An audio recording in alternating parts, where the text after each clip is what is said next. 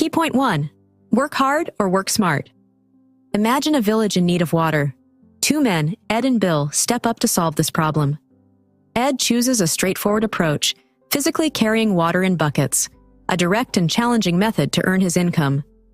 Bill, on the other hand, opts for a less obvious strategy. He disappears for half a year, returns with a construction crew, and builds a system connecting the village to the river. The strategy you use to earn money determines your life path. This tale is a metaphor for the different strategies we can apply to achieve financial security. Based on this example, we discover the concept of quadrants, a framework of how people earn and maintain financial stability. The quadrants are as follows: employee, self-employed, S, like Ed's approach; business owner, B, similar to Bill's approach; investor, I. Some prefer the security of a regular job, while others seek independence through entrepreneurship or investments. However, whatever stage of your life, you can switch to another quadrant and live on another level of financial security. If you aim for financial growth, you must first understand where you are in the quadrant and define which section you want to switch to. But this process takes more than just a decision. Thinking is the hardest work there is. That is why so few people engage in it. Henry Ford. The journey to financial freedom involves embracing new intelligent approaches to making and managing money, growing as an individual, and overcoming mental barriers. Consider which financial path suits you best, and let's dive into insights that will help you take control of your financial destiny. Key point 2. Choosing independence over security. Thinking about making a financial leap, we will ask ourselves, should I just find another job? The employment path is widely seen as secure, but there's a better way beyond the 9 to 5. Consider someone who constantly hops between jobs, searching for the ideal position.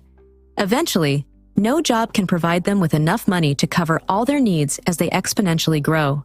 This process of excitement from earning more, followed by disappointment from spending more, is a common trap where people accumulate debt.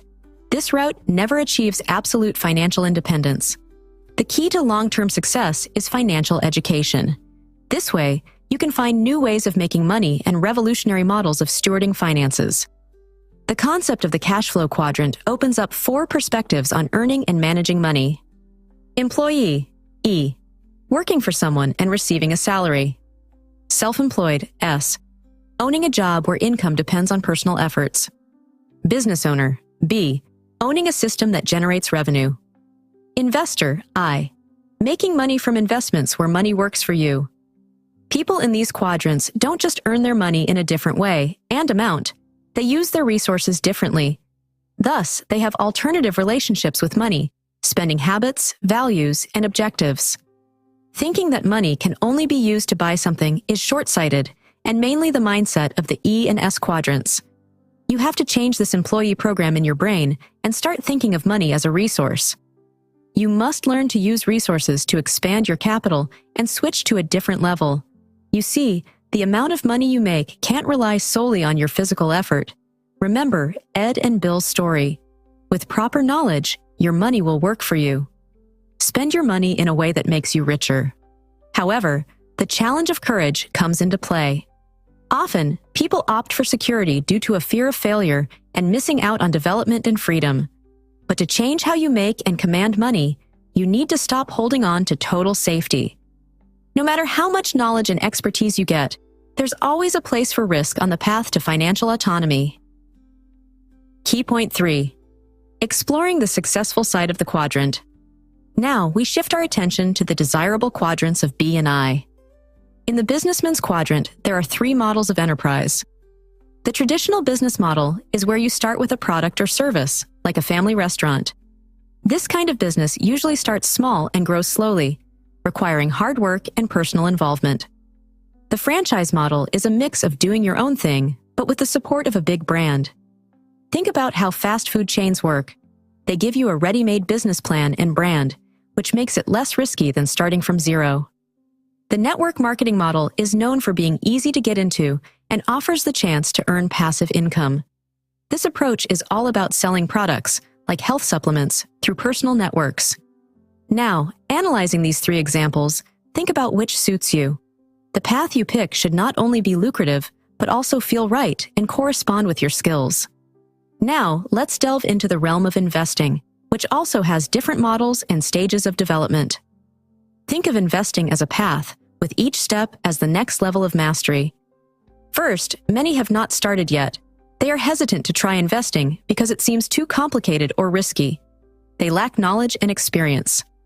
As we go on, there are people who've started to invest, yet their focus is on not losing their money. Then, we see those who are willing to take more risks. They understand the dangers, but the potential benefits are worth it. Further down this path, we find experienced investors who spread their assets across different fields. They've accumulated expertise and are always looking for new opportunities. The very end of this path is what we call financial wisdom. Here, investing is about understanding how money works in the big picture and using that knowledge for the good of others too. Investing is about maturing as a person, not just increasing your money. So, wherever you find yourself on the business or investment path, your biggest success is being ready to learn and evolve. Did you know? According to Forbes, over the last 25 years, small businesses created 12.9 million jobs in America. Key point 4. It's more about who you are rather than what you do. People at the pinnacle of the financial ladder are examples of highly developed personalities.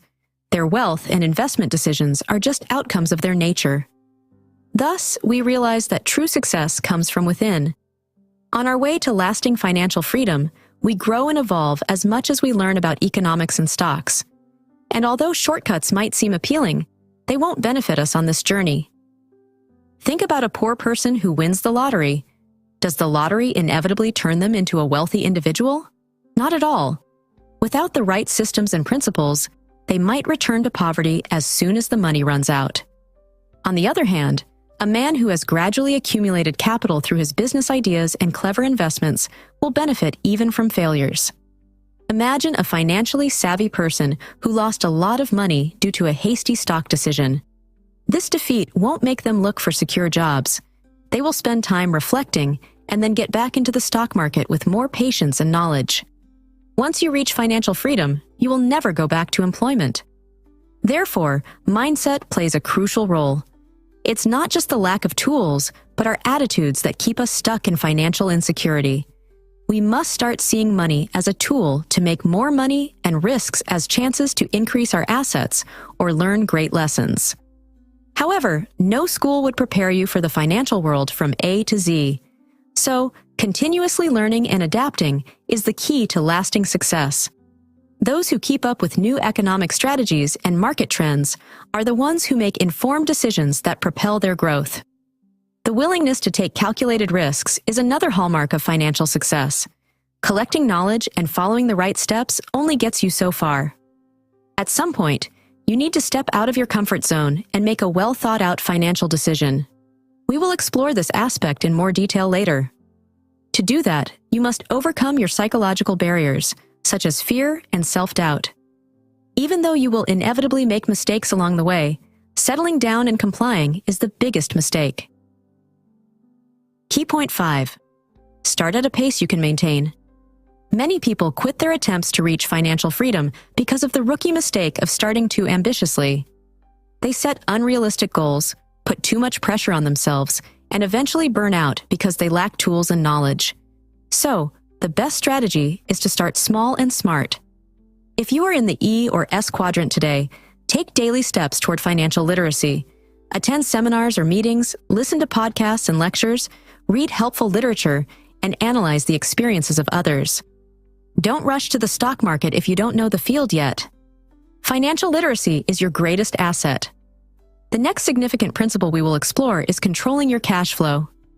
Cash flow is the term that describes how money comes to you and how you spend it. Here, people fall under one of two categories: those who make others rich and those who make themselves rich. So, if you work for someone, you make their company rich. If you get loans, you make banks rich. However, if you have your own agenda and use money differently, you accumulate wealth. So begin by defining if the way you use money makes you richer. If not, you need to change your cash flow. Write down how you spend your income. If you first pay everyone else and then enjoy the leftovers by purchasing things, you make someone else prosperous.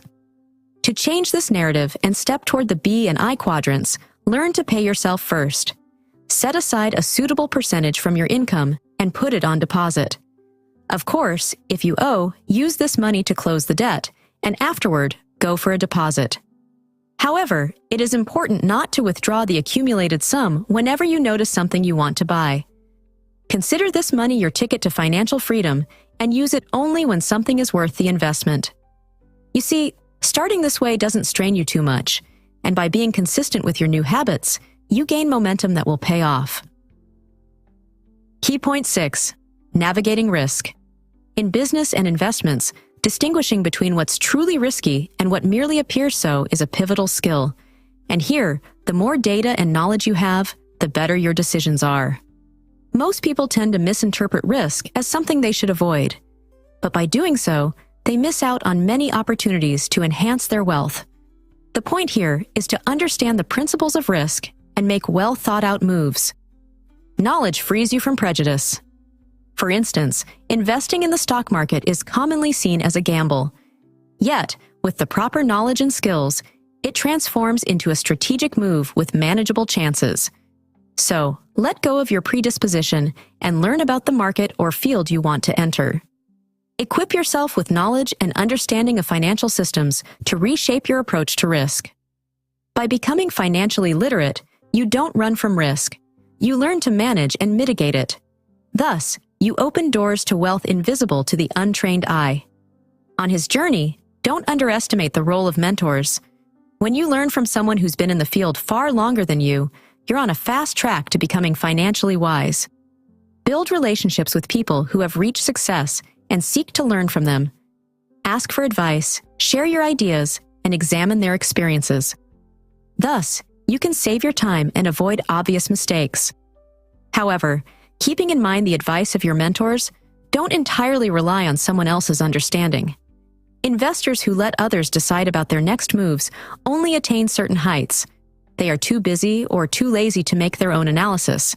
So, their position is weakened because they lean on financial planners and consultants. On the other hand, people who spend time doing their own research and continuously educating themselves make breakthroughs in the areas no one is looking at. Strive to be the one who takes complete control of your finances. So, you move toward a thriving financial future by getting an accurate idea of risks, learning, and seeking mentorship. Key point 7.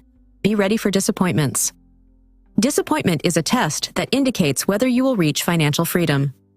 Many people simply give up when facing a sudden turn or making a mistake. They fall into the trap of self-blame or get bitter about their circumstances. However, to survive the journey, you must be prepared for disappointments. They are a part of life and don't have to beat you down. Instead, they can be powerful tools for growth and learning. Thus, be mentally ready for things not to go your way. Practice gratitude and mindfulness to maintain a positive financial mindset. When things don't go as planned, a calm and thoughtful approach helps you make better decisions. You simply think better when you're at peace. For example, take learning the skill of negotiation. At first, you might face a lot of rejection and frustration, and your first impulse may be to give up, but stay on track with your learning. A broken deal can be a lesson.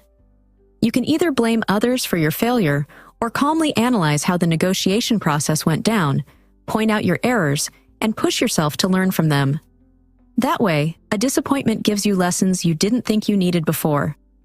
Successful people share a common ability. They handle disappointment well. They see it as an essential part of growing rather than a stumble.